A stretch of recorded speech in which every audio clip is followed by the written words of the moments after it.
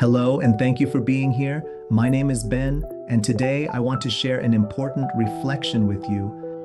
In ED, time is critical, but presence is transformative. Too often, individuals in behavioral health crises are met not with compassion, but with confinement, locked rooms, harsh lighting, mechanical restraints, or chemical sedation. These experiences not only fail to de-escalate trauma, but often reinforce it. Dr. Scott Zeller, a pioneer in emergency psychiatry, recognized this pattern and responded not with critique alone, but with a new model, the EmPATH unit.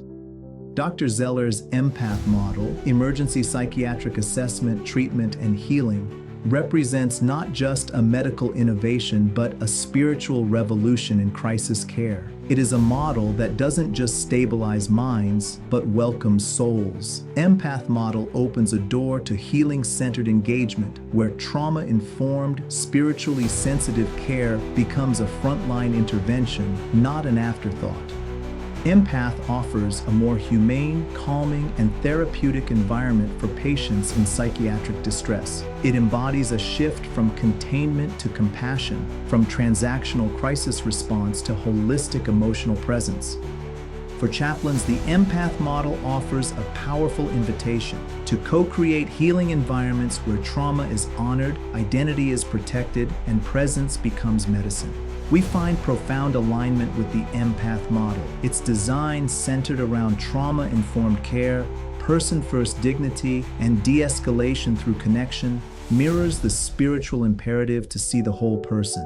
EmPATH approach not only reshapes clinical protocols, but also invites chaplains into deeper integration with interdisciplinary teams, ensuring that spiritual distress is not overlooked in behavioral health crises.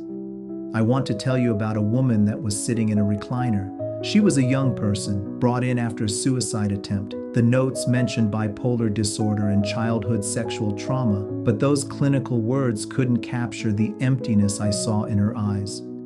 Her spiritual identity was former evangelical, now deeply distrustful of religion. I approached slowly, asking permission to sit nearby. No agenda, no prayers, no theology to offer, just presence. That's when she whispered, "I don't believe in anything anymore."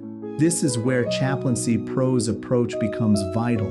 We meet people exactly where they are without trying to fix them. Instead of offering comfort or hope or scripture, I simply said, "Maybe you don't have to believe today." We sat in silence for 10 minutes. No words, no prayers, no healing promised. Trauma doesn't just wound the body or mind, it fractures our connection to the sacred itself. When someone has been betrayed by those who should have protected them, when trust has been shattered, faith becomes dangerous territory. Sometimes the most sacred thing we can offer is permission not to believe, permission to sit in darkness without anyone trying to turn on the lights. Later, she looked at me and said, "For the first time in years, I felt not watched, but witnessed. No one tried to fix me. You just saw me." Dr. Zeller understood something profound.